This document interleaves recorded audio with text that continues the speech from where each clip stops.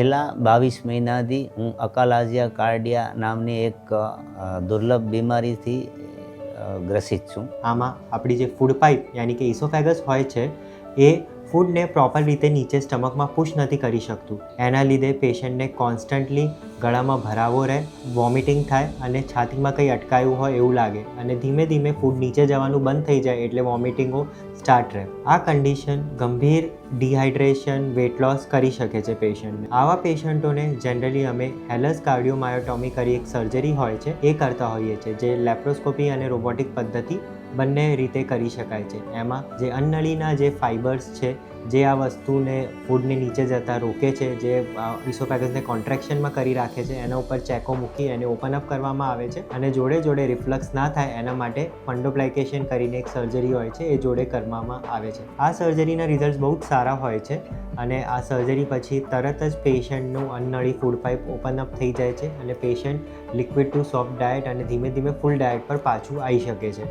અને એની જે રિકવરી બહુ જ સ્મૂથ અને સરસ હોય છે. એમની સાથે સાથે હિમોફિલિયા નામની એક જન્મજાત ડિસીઝ છે જે લોહી ગંઠાવાની તકલીફ આપે છે. આના નિદાન માટે ડૉક્ટર સૌરભ દામાણીનો કોન્ટેક્ટ કરેલો.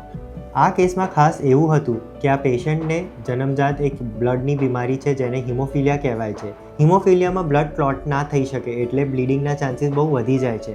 નોર્મલ સંજોગોમાં પણ આ પેશન્ટ બ્લીડ કરી શકે છે.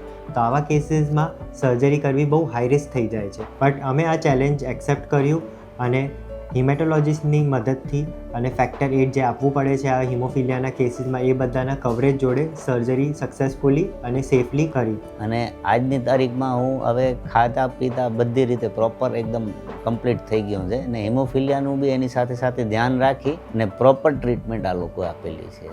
ખાસ કરીને સેલ્બીની ટ્રીટમેન્ટ અને ડૉક્ટર સૌરભ દામાણીનો તો ખાસ કરીને આભાર માનીશ. ને જે એ લોકોએ જે ટ્રીટમેન્ટ કરી છે સાથે સાથે એમની ટીમમાં જે સેલ્બીની ટીમમાં છે અમારા હિમોટોલોજીસ્ટ જેનો બહુ મોટો રોલ છે, ડૉક્ટર ઐશ્વર્યા રાજ છે, જે હિમોફિલિયાના પેશન્ટ માટે અગર હિમોટોલોજીસ્ટ હોય તો જ આ કાર્ય થઈ શકે. તો એ લોકોએ એક કોમ્બિનેશન કરી ને પ્રોપર એક વે અપનાવી અને મારી જે ટ્રીટમેન્ટ છે એ પ્રોપર રીતે કરેલી છે. તો હું ડૉક્ટર સૌરભ દામાણી ને ઐશ્વર્યા રાજ અને સેલ્બીની આખી ટીમનો આભાર માનીશ. સો આવા કેસીસ હાઇલાઇટ કરે છે કે મલ્ટીડિસિપ્લિનરી ટીમ અપ્રોચનું બહુ જ ઇમ્પોર્ટન્સ છે પેશન્ટ સેફટી અને સક્સેસફુલ સર્જરી માટે.